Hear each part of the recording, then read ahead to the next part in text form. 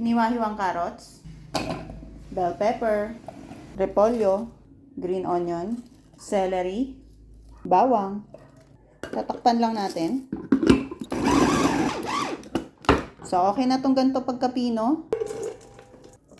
Karne ng baboy. So, kalahating kilo lang to.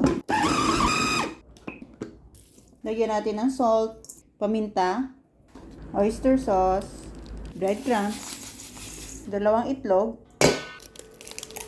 sesame oil, liquid seasoning, cheese.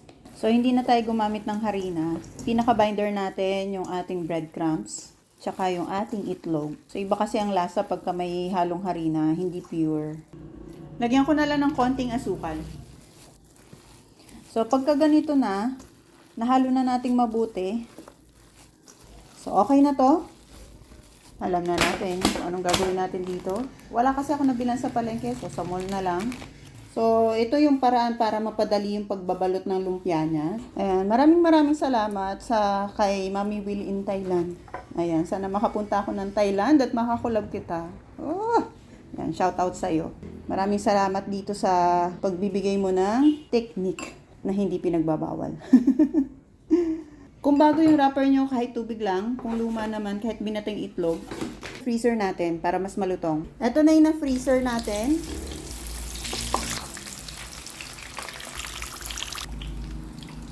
Ready na itong ating lumpiang Shanghai.